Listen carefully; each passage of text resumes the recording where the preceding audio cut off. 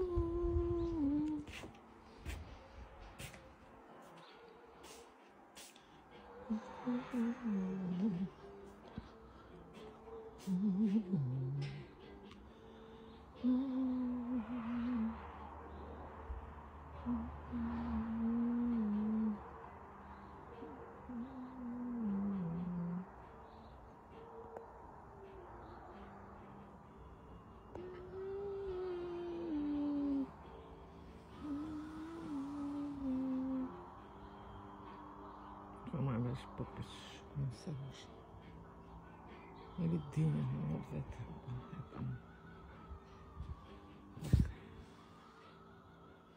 Той тук на... Това е или кайсия, или праскове. Двете май кайсия беше. Онова там пак е на... Познавам ги. Онова е роза. Кой търчи тук? Така, после там има някакви други, не ги познавам те какви са. Ето там има тиква. Тиквата е емблематично така плод. Емблематичен плод. Знаете, емблематичен плод е. Така. Тук даже има една прасковекова, не е кайсия.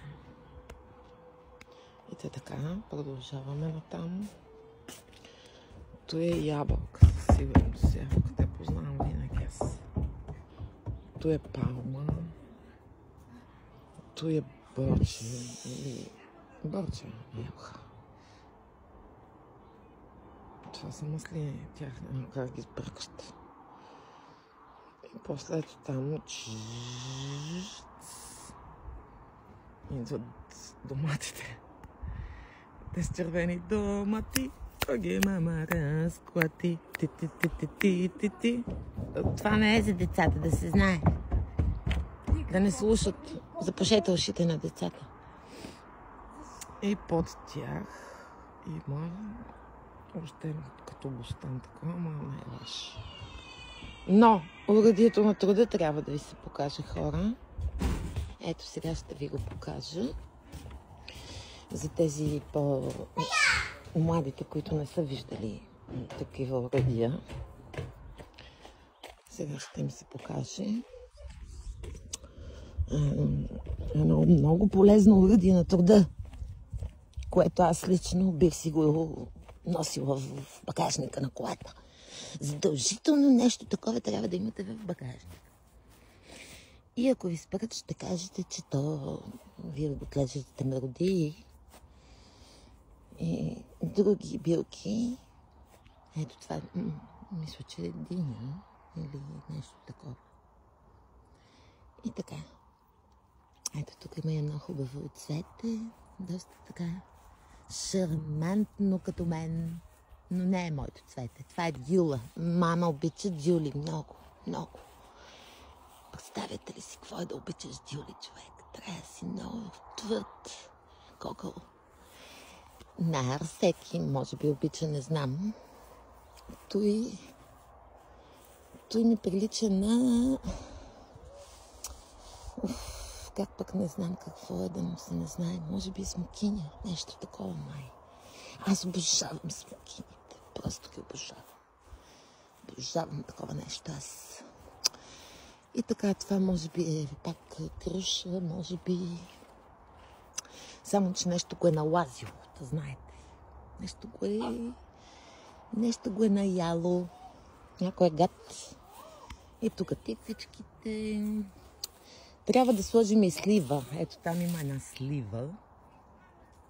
Защото сливата е изключително важна. Важен плод. Сливата е много важен плод, да се знае. Айде. Разделяме се, защото ме викат на такова. На виждане.